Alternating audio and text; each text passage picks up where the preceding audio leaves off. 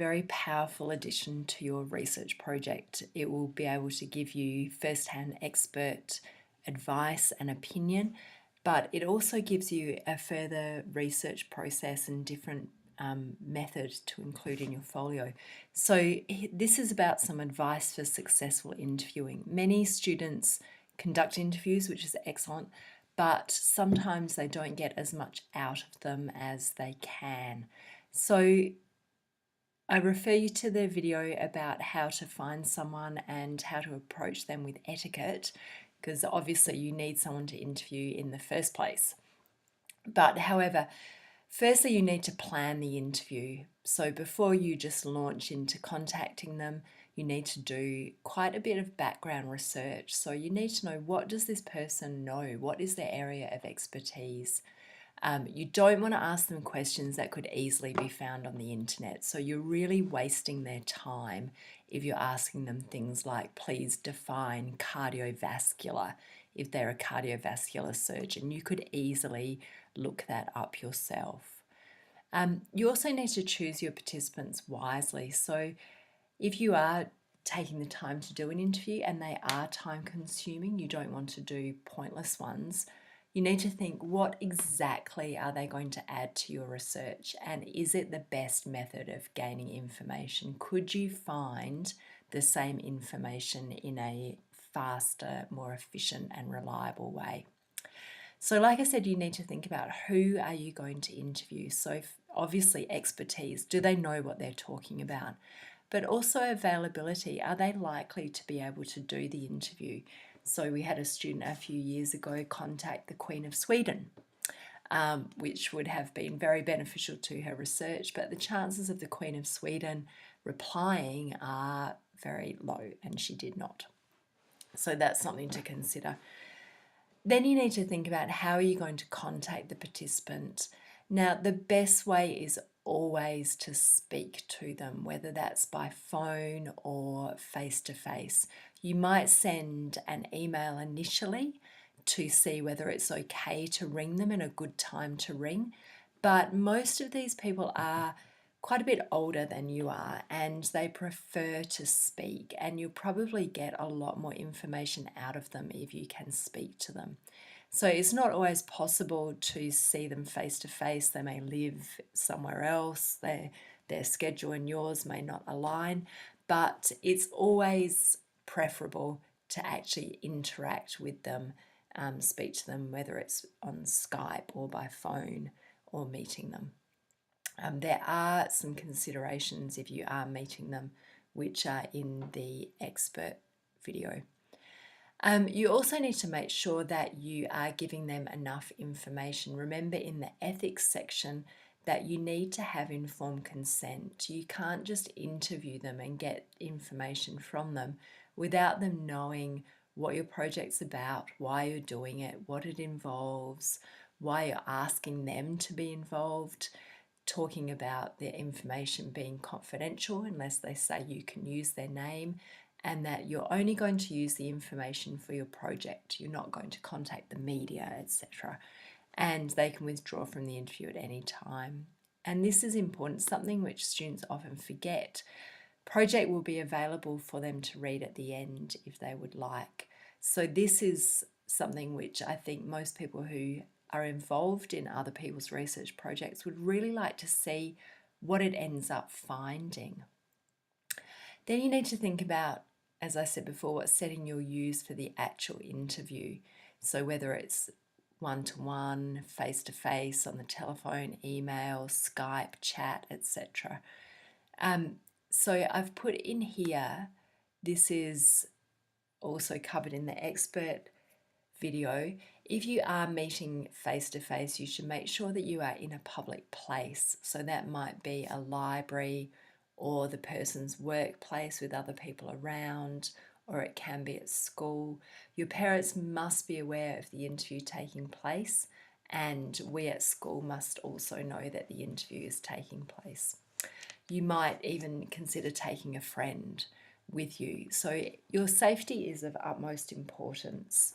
As a school, we have a duty of care for you. We need to know that you are safe. Okay, and then something which students often kick themselves that they didn't think about before doing the interview, how are you going to record it? You need to make sure that the person is happy for it to be recorded as well. So will you take notes while they're actually speaking? This can stop the flow of the interview and can be a bit distracting for the person you're interviewing. Probably the best ways are to do an audio recording. You could simply do this on your phone or your laptop, but just check that it's working before you start the interview. You could also do an audio visual recording, so you might film them. And for both of those, you're obviously going to need consent and make sure your equipment works, as I said. Now, you also should check with your teacher whether your questions are appropriate. You don't want to come across as being discriminatory in any way. Your questions should not be offensive or rude. So it's best to get someone to check over them, preferably your teacher. And then you need to think about how long will the interview take. So often the people you want to interview are very busy. You need to think about how much time are you asking them to commit. And then if you're not used to interviewing, it can be quite intimidating for you. So practice. You might practice with a friend or a parent or someone that you live with, and active listening. So this is showing that you're interested, nodding, maintaining eye contact, having an open posture, not having your arms crossed, that sort of thing, and using a positive tone of voice.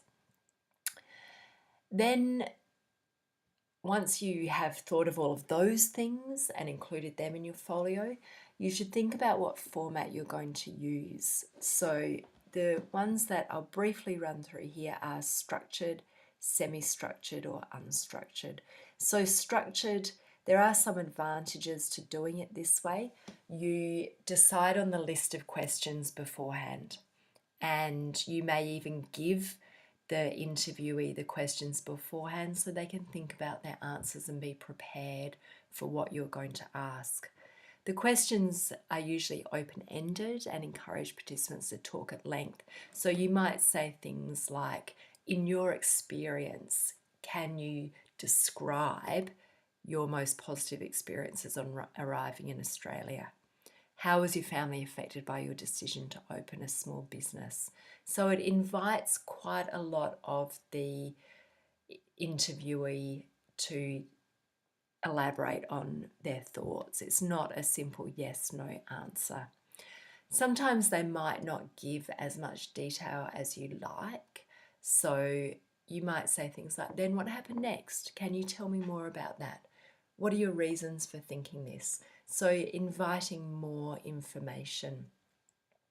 So this is a good interview format to use, especially if you're a little nervous because you've already got the questions there, or if you think you might forget what to ask.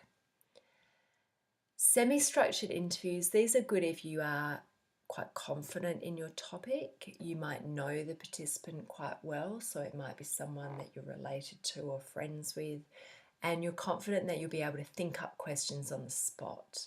So the questions are not too specific and they're not asked in a set order.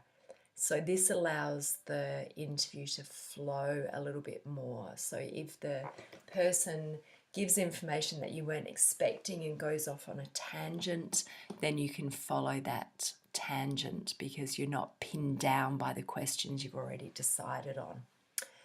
And then this one is probably the least advisable, because for research project, your topic is usually quite refined already.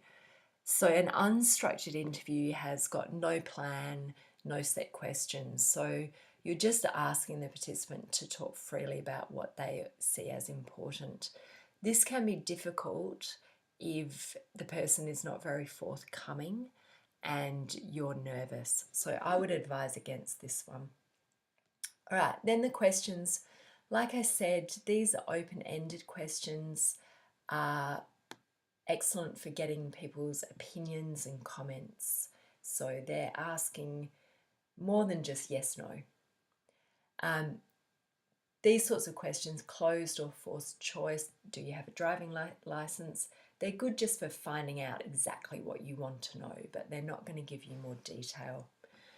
So when you're designing your interview questions, make sure that your terms are clear. So particularly if you're interviewing an older person, don't use slang or jargon that they may not understand, and avoid double-barreled questions. It can be really confusing. So if you're asking two questions at once, then the person forgets the first one or they get confused in the answering of them. Avoid negative terms. So don't you think that petrol is too expensive? It's confusing. It would be better to just say, do you think petrol is too expensive? Avoid biased or leading questions. This is actually an ethical issue. So if you say, oh, do you think it's bad to have to wear a school uniform, you're really guiding them to that, yes, you think it's bad. So there's a bit of interviewer influence there.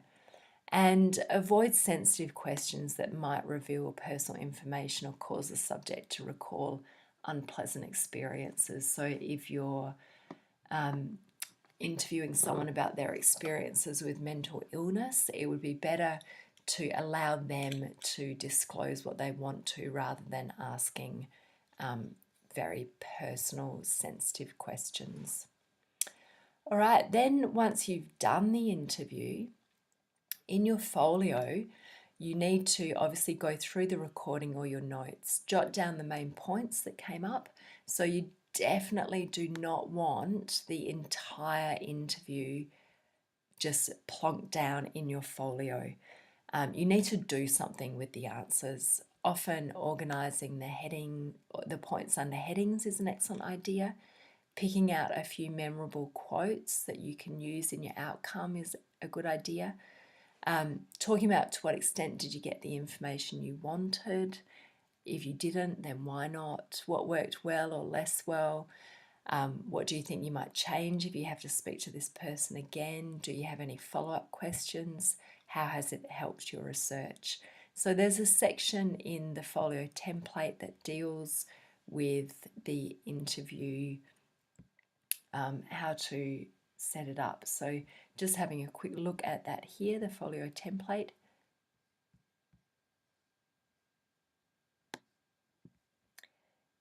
Skimming down to interviews, you really need to show the evidence of the planning and the analysis.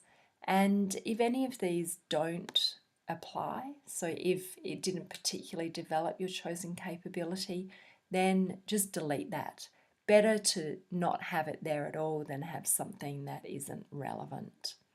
So you can have a look in the project samples to see how people have written about their interviews. So I'll just find one that might be of interest to you. So this person did quite a few interviews in quite a few different formats. So I'll just show you how they've represented that in their folio. So skimming down, you should make sure that it's very clear where the interviews are, so I should be able to find it quite quickly. There's an online television, PDF released, progress journal, survey, and interviews. So she's giving background information, why she wanted to do the interviews and how it all went. So here's the email template, giving the information about what her project's about. So she has planned the interview here, she's made notes, and then this is her thoughts in blue of the most important information. So she's done that throughout. So she's done more than just write their answers down.